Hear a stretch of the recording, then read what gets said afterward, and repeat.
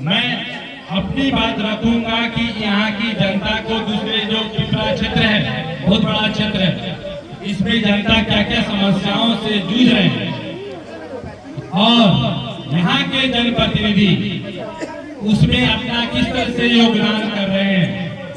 अगर मुझे मौका मिला तो उसका मैं निदान कैसे करूंगा, इन सब बातों पर हम लोग चर्चा करेंगे।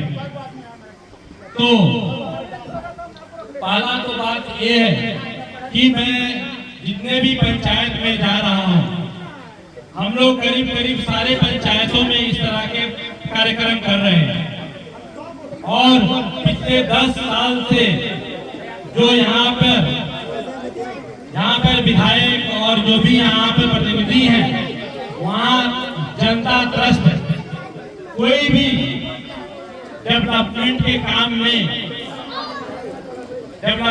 काम में जो रुकावट आ रहा है या जनता के जो भी छोटा छोटा काम है, ब्लॉक लेवल पे, गांव लेवल में इतना भ्रष्टाचार व्याप्त है कि छोटे से छोटे काम के लिए बिना 100,000 1500 रुपये दिए हुए कोई काम नहीं हो रहा है।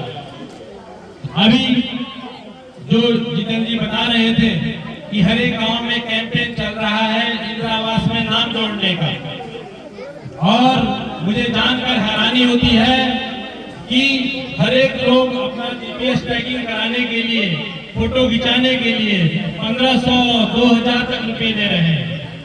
बताइए, अभी घर बना नहीं, आपका लिस्ट में नाम जुड़ा नहीं, अभी पुराना जो लिस्ट है वो लिस्ट का घर बना नहीं, और नए लिस्ट में नाम जोड़ने के लिए 1500 2000 रुपया लिया जा रहा है। अगर हर एक पंचायत से लाखों लाख रुपया इकट्ठा हो रहा है, ये किसके पास जा रहा है?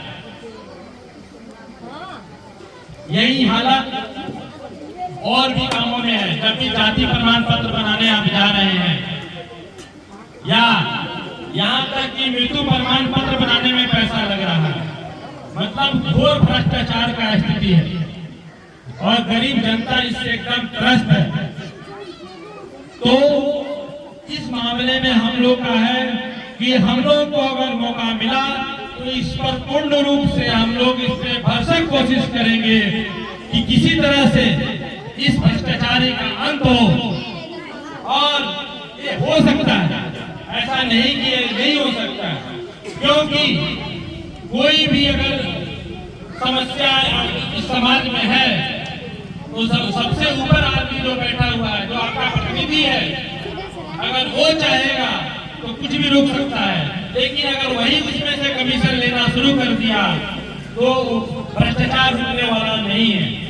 अगर विधायक सांसद चाह ले कि आपके इलाके का कोई कर्मचारी घूस ना ले, बिना पैसे दिए हुए एफआईआर हो जाए तो हो सकता है, लेकिन यहाँ पर ऐसा नहीं हो रहा है। क्यों नहीं हो रहा है? क्योंकि जैसे लोग बताते हैं कि सब कुछ में कमीशन जुड़ा हुआ है, सब कुछ में कमीशन जुड़ा हुआ है। आपके थाने में एफआईआर करने से लेकर आपका मृत्यु प्रमाण पत्र से लेकर और इंदिरा आवास में नाम जुड़वाने तक सब में कमीशन जुड़ा हुआ है। एक पहला बात है जो भ्रष्टाचार की बात है, और दूसरा जो महत्वपूर्ण बात है कि जो हमारी व्यवस्थाएं बनी हुई है, आपके यहाँ पर आसपास में उप स्वास्थ्य केंद्र होगा, स्वास्थ्य केंद्र होगा, सभी जगह डॉक्टर तैनात हैं, सभी जगह एएनएम का बहाली है, लेकिन वो सब खुल क्यों नहीं रहे? सोचने की बात है कि वो आदमी जो डॉक्टर जिसको बैठना था, फ्री में मुफ्त में गरीबों का इलाज करना था, वो आज क्यों उपस्थित नहीं है? 10 साल पूर्व मेरे पिताजी यहाँ पे विधायक थे, सारे उप केंद्र में डॉक्टर आते थे। आज चले जाइए, आप राजेपुर में चले जाइए, केतरिया में चले जाइए, तो उप केंद्र में बकरी गाय भैंस रहता है। आखिर में जो वहां पे एएनएम डॉक्टर वो लोग कहाँ गए? उनकी बहाली भी है। तो अगर पड़ताल कीजिएगा तो पता चलेगा कि कुछ अपना वो पैसा देकर अपने घर में आराम कर रहे हैं या अपना निजी क्लिनिक चला रहे हैं। तो ये बहुत ही महत्वपूर्ण बात है। और मैं ये बता रहा हूँ कि 10 साल पहले जब मेरे पिताजी यहाँ पर विधायक और मंत्री थे, आपका कर्मचारी गांव में आके पर्ची काटता था, गांव में आपका रसीद काटता था। आज स्थिति क्या है? रसीद कटाने के लिए, दाखिल खारिज के लिए 4,000, 6,000, 20,000 रुपया तक लोग दिया, तभी काम नहीं हो रहा है। तो इन सब व्यवस्थाओं को सही करना जरूरी है। अगर कोई आपका प्रतिनिधि ऐसा नहीं कर पा रहा है तो उसको हटाइए।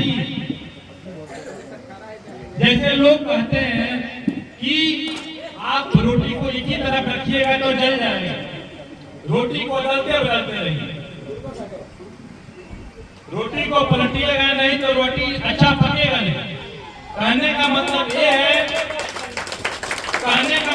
है कि अगर आपका विधायक का सांसद काम नहीं कर रहा है तो उसको उठा के रखिए, उसको बदलिए। अगर मैं भी काम नहीं करूंगा मुझे भी हटा दीजिएगा।